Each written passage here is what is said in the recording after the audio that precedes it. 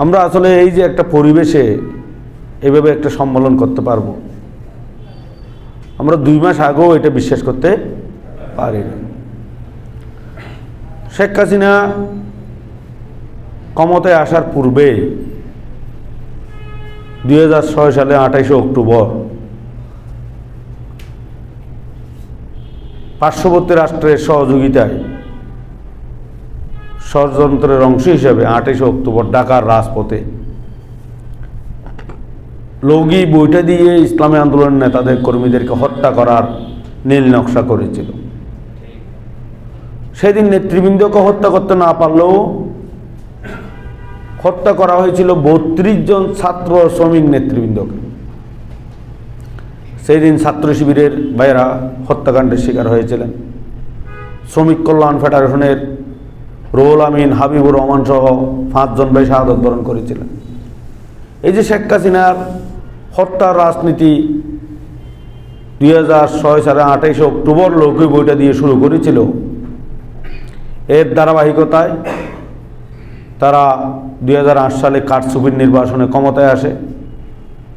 পরিকল্পিতভাবে ক্ষমতায় আসার পর প্রথম যে কাজটি করে, বাংলাদেশের দেশপ্রেমিক সেনাবাহিনীকে 57 জন অফিসারকে নির্মমভাবে হত্যা করে।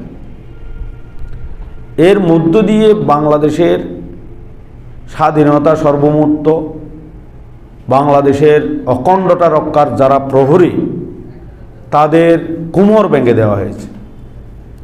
উদ্দেশ্য একটাই, এদেশকে ভারতের করদ রাজ্যে পরিণত করবে।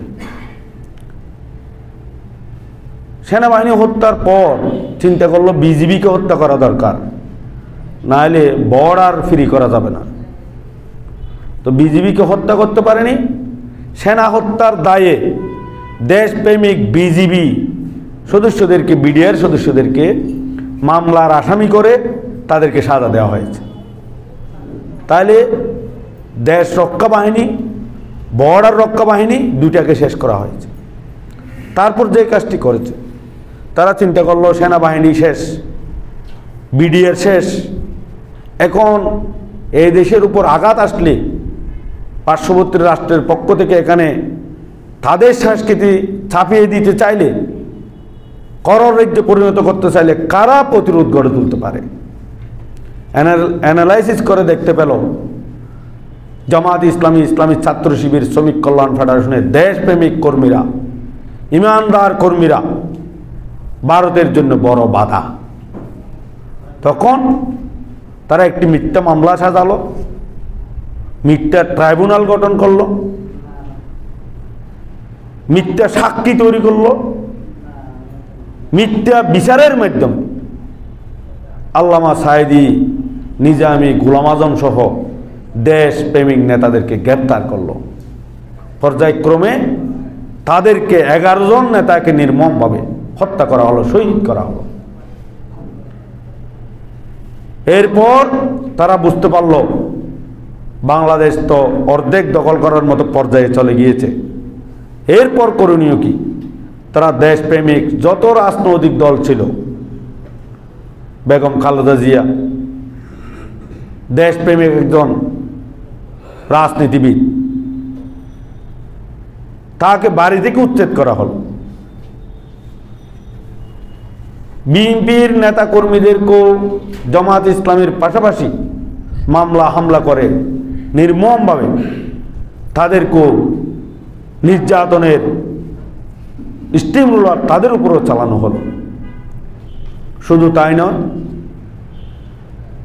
ইসলামী ঐক্যজোট, নিজাম ইসলাম পার্টি, অন্যান্য ইসলামী দল, পীর মশায়েখ, আলেম উলামা, ওআইএস, যারাই সত্যের পক্ষে কথা বলেছেন, আওয়ামী লীগের দুঃশাসনের বিরুদ্ধে কথা বলেছেন, তাদের সকলকে হয়তো মিথ্যা মামলা দেওয়া হলো, কারাগারে নেওয়া হলো, নয়তো হামলা করা হলো, পঙ্গু করা হলো, না হলে খুন করা হলো, খুন করতে না পারলে গুম করে আয়নাঘরে বন্দি করা হলো।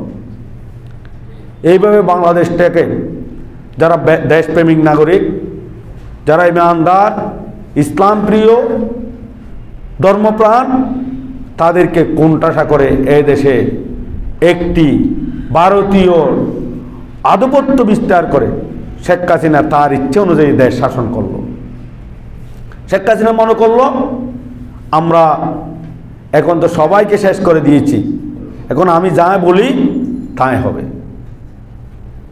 সে বাংলাদেশে লুটপাট শুরু করলো।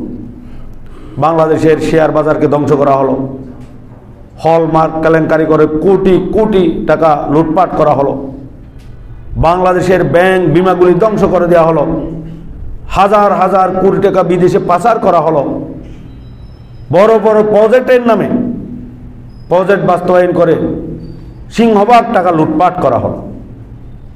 অন্যদিকে আমরা যারা নিরহ শ্রমিক মেহনতি মানুষ, গাড়ির চালক, ড্রাইভার, রিক্সাওয়ালা, ঠেলাওয়ালা, গার্মেন্টস শ্রমিক, দোকান কর্মচারী, হোটেল শ্রমিক, যারা দেশের কৃষক, তারা না খেয়ে অর্ধাহারে অনাহারে জীবনযাপন করল।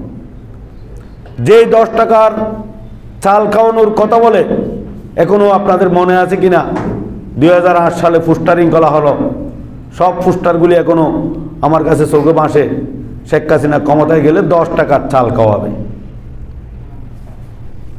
শেখ হাসিনা ক্ষমতায় গেলে কৃষকদেরকে ফ্রি সার দেওয়া হবে। শেখ হাসিনা ক্ষমতায় গেলে ঘরে ঘরে চাকরি দেওয়া হবে। আমরা লক্ষ্য করলাম 10 টাকার চালের কথা বলে আজকে চালের দাম 70 টাকা। ঘরে ঘরে চাকরি দেওয়ার কথা বলেছিল, এর বিনিময়ে প্রত্যেক ঘরে একটা একটা মামলা দেওয়া হয়েছে।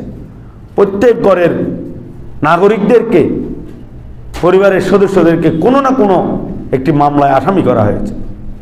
কৃষককে সার দেওয়ার কথা বলেছিল, সারের দাম 10 গুণ বৃদ্ধি পেয়েছে।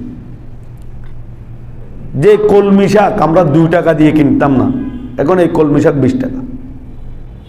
পাট শাক, মানুষ পাট শাক 10 টাকা দিলে 2 বোঁদা পাট শাক দিত, আজকে কিনলাম বোধহয় 40 টাকা এক বোঁদা পাট শাক। এইভাবে বাংলাদেশের যারা শ্রমিক মেহনতি মানুষ, একদিকে চাকরি নেই, যাদের চাকরি আছে তাদের বেতন কম, আর দ্রব্যমূল্য আকাশচুম্বী। এর মধ্যে বাংলাদেশের সিংহভাগ নাগরিক জীবনযাপন করেছে।